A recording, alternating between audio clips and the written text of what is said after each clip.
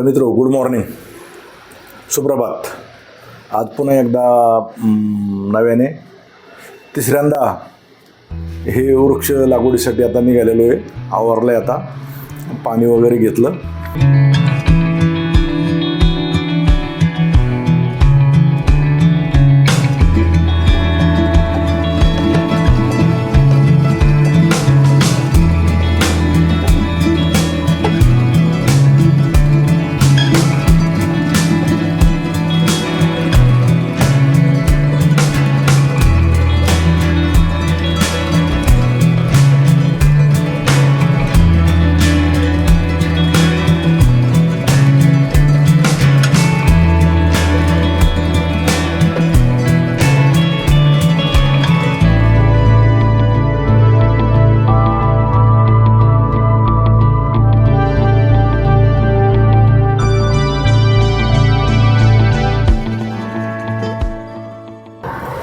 मित्र, कसं डोंगर उतारावर ते अतिशय सुंदर असं वृक्षारोपण केलंय. फॉरेस्ट खात्याचं आहे ते, परंतु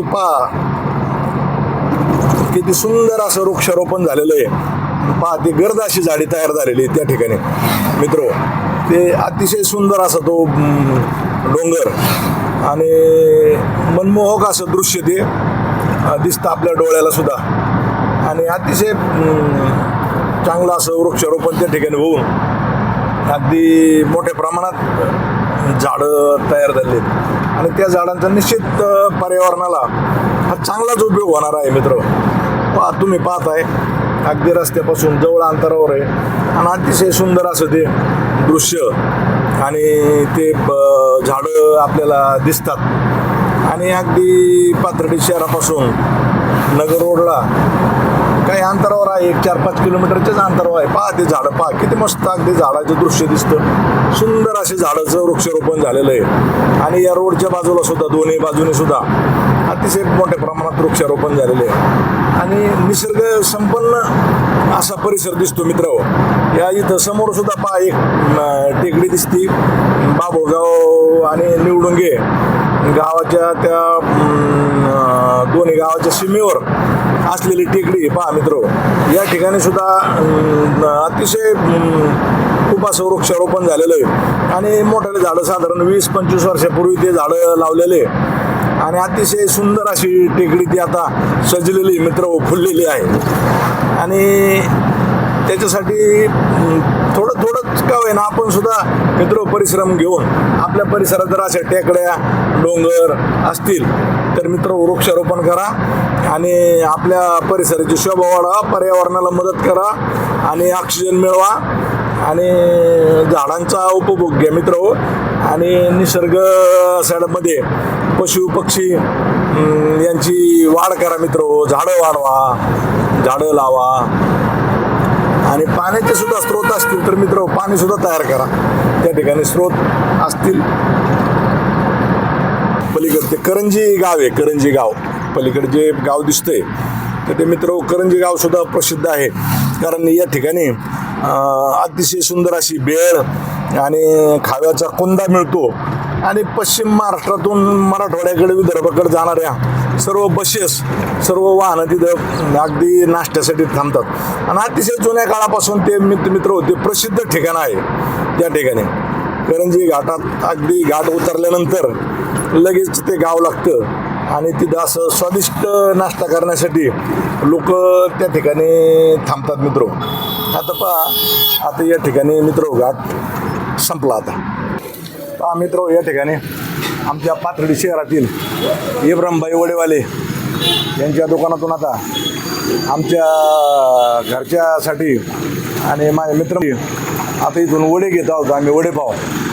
आणि मग त्याच्यानंतर रानात जाऊन ते वडेपाव आम्ही खाणार येतं. वृक्ष लागवड करताना ते वडेपाव खाणार येतं. ते आमच्या पाथर्डी शहरातलं प्रसिद्ध वडेवाले होते इब्राहिमभाई. आणि ते आमच्या वडिलांचे मित्रही होते इब्राहिमभाई. बँड, त्यांचं बँडसुद्धा आहे. आणि या ठिकाणी आत्ता अगदी सकाळी ताजे वडे झालेले इथं. ते पण फार जुनं आणि प्रसिद्ध वडेपावचं दुकान आहे. आणि त्यांचा बँडसुद्धा आहे, इब्राहिमभाई बँड नावाचं बँड. मित्र, मी आता आमच्या वाडीची त्या पुलावर आलेलो आहे आणि या ठिकाणी आता पाणी वाहत आहे. वर पाऊस झालेला आहे चांगला, नाले बांधारे, आणि या ठिकाणी पाणी वाहतं तुम्हाला दाखवत. हे पहा मित्र, हे आमचं नदी आहे आणि या नदीचं बी सुद्धा खोलीकरण करायचं आहे आपल्याला. आणि या ठिकाणी पहा मित्र कसं पाणी वाहतं आहे. आणि हे आमच्या पालिकेची स्मशानभूमी आहे आमच्या वाडीसाठी.